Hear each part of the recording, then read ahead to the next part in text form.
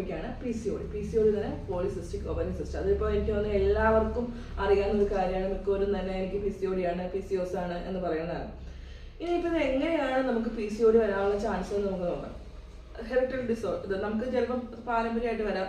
ഇല്ലാന്നുണ്ടെങ്കിൽ വേറെ വരുന്നതാണ് നമ്മൾ ഫുഡ് ഹാബിറ്റ്സ് എന്ന് പറയുമ്പോൾ നമ്മൾ എണ്ണ പലഹാരങ്ങൾ, നമ്മൾ ഈ പറഞ്ഞ പോലെ പാക്കറ്റ് ഫുഡ്സ് ഒക്കെ നമ്മൾ കഴിക്കുമ്പോൾ അത് അതിൻ്റെ അകത്ത് ഉണ്ടാകുന്ന കൂടുതലുള്ള നമ്മൾ കഴിക്കുന്ന സാധനങ്ങളിൽ ഉണ്ടാകുന്ന കൂടുതലുള്ള ഫാറ്റ് നമ്മുടെ ശരീരത്തിൽ, അതായത് നമ്മുടെ ഫാറ്റിൻ്റെ ഒരു പ്രത്യേകത, നമ്മൾ കഴിക്കുന്ന സാധനത്തിന് ആവശ്യമുള്ള കാര്യം എന്ത് ചെയ്യും, ശരീരം ഉപയോഗിക്കും. നമ്മുടെ ബോഡി നമുക്കിപ്പോൾ നമ്മൾ ഫുഡ് കഴിക്കുമ്പോൾ നമുക്ക് ആവശ്യമുള്ള കാര്യം ബോഡി എനർജി ആയിട്ട് ഉപയോഗിക്കും.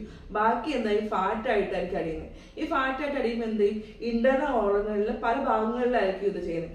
ലിവറിൽ അടിഞ്ഞു കൂടും, നമ്മുടെ യൂട്രസിന്റെ ഇതിന്റെ ഭാഗത്തായിട്ടാണ്, അതുപോലെ തന്നെ ഓവറിയുടെ ഭാഗത്ത് അടിഞ്ഞു കൂടും. അപ്പം ഈ ഓവറിൽ ഭാഗത്ത് അടിഞ്ഞു കൂടുമ്പോൾ എന്ത് സംഭവിക്കും, നമുക്ക് ഓവറിയിൽ ഓൾറെഡി ഞാൻ ഒരു ലാസ്റ്റ് വീഡിയോയിൽ പറഞ്ഞിട്ടുണ്ടായിരുന്നു, ഓവുലേഷൻ നടന്നാലാണ് നമ്മൾ കൺസീവ് ആവുകയുള്ളൂ, അല്ലെങ്കിൽ ഓവുലേഷൻ നടന്നാലാണ് പീരീഡ്സ് ആവും. അപ്പൊ ഈ ഓവുലേഷൻ ഇതൊരു ഇൻഹിബിറ്റേഷൻ നടക്കുക, അതായത് ഓവുലേഷൻ കറക്റ്റ് ആയിട്ട് നടക്കാതെ വരും. ഈ ഓവുലേഷൻ നടക്കാതെ വരുന്നതുകൊണ്ട് എന്ത് ചെയ്യും, ഇറഗുലർ പീരീഡ്സ് ആവും. അതായത് നമുക്ക് ഓൾറെഡി ഞാൻ അന്നത്തെ വീഡിയോയിൽ പറഞ്ഞിട്ടുണ്ടായിരുന്നു 28 ദിവസം, 30 ദിവസം, 32 ദിവസമാണ് നോർമലി ചിലർക്ക് ആവുന്നത്. അതിനാൽ ഏറ്റവും ഹെൽത്തി എന്ന് പറയുന്നത് 28 ദിവസത്തെ സൈക്കിളാണ്, 28 to 30 സൈക്കിളാണ്. 30 to 34 എന്നൊക്കെ പറഞ്ഞാൽ അൺഹെൽത്തി, അതായത് PCOSലേക്ക് അടുത്തോട്ട് വരുന്നൊരു സിറ്റുവേഷനിലേക്ക് നമ്മൾ പോവുകയാണ്.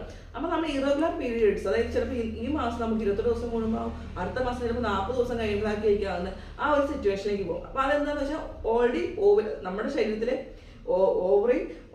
ഓവം വലുതായി വന്നത് പൊട്ടി ആണ് ഈ പറഞ്ഞ അടുത്തൊരു സൈക്കിൾ ശരിയാവുന്നത്. ഈ ഓവുലേഷൻ നടക്കാതെ വരുന്നു, അതായത് ഈ ഓവറിയുടെ മണ്ടയിൽ വന്ന് ഈ ഫാറ്റെല്ലാം കൂടെ അടിഞ്ഞു വന്ന് ഓവറിനെ നമ്മളിങ്ങനെ അതിന്റെ പ്രവർത്തനം നടത്താതെ വരുമ്പോഴേക്കാണ് അത് കഷ്ടപ്പെട്ട് അടിക്കും ഒരു അടുത്ത പ്രാവശ്യം ഒരു ഓവുലേഷൻ നടക്കുക.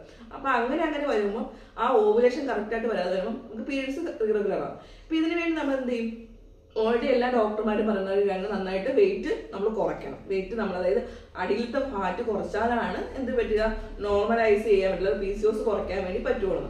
അപ്പം നമ്മൾ എക്സസൈസ് ചെയ്യണം. പിന്നെ എന്ത് ചെയ്യണം, നമ്മൾ കാർബ് അടങ്ങിയ ഫുഡ് കുറയ്ക്കണം, പഞ്ചസാര, ചോറ്, അങ്ങനത്തെ സംഭവങ്ങളൊക്കെ കുറയ്ക്കണം. പിന്നെ പച്ചക്കറി, ഫ്രൂട്ട്സ്, ഈ കാര്യങ്ങൾ കൂട്ടുകയും ചെയ്യണം. അങ്ങനെ ആകുമ്പോഴാണ് PCOS മാറി നമുക്ക് നോർമലായിട്ട് നമ്മുടെ യൂട്രസിനെ കൊണ്ടുവരാൻ പറ്റും. അതായത് ആദ്യം തന്നെ പറഞ്ഞത് നമ്മുടെ ശരീരത്തിന്റെ ഒരു പ്രത്യേകതയാണ്, നമ്മൾ എന്ത് കഴിച്ചാലും നമ്മൾ ആവശ്യത്തിൽ കൂടെ എത്ര വേണമെങ്കിലും കഴിക്കാം. ആ സാധനം കഴിച്ചു കഴിയുമ്പോൾ എനർജി കുറച്ചായിട്ടായിരിക്കും പോകുന്നത്, ബാക്കിയുള്ളതെല്ലാം ഫാറ്റായിട്ട് നമ്മുടെ ശരീരത്തിൽ തന്നെ അടിഞ്ഞുകൂടും. അപ്പൊ നമുക്ക് ആവശ്യമുള്ളത് കഴിക്കുക എന്നുള്ളതാണ്. അപ്പൊ നമ്മൾ എന്ത് കഴിച്ചാലും അത് ഫാറ്റായിട്ട് കൺവേർട്ടായി മാറിക്കൊണ്ടേ ഇരിക്കുകയാണ്. അപ്പൊ അതിന്റെ ഭാഗമായിട്ടാണ് ഫാറ്റി ലിവർ, PCOS എന്നൊക്കെ അവസ്ഥകൾ ഉണ്ടാകുന്നത്.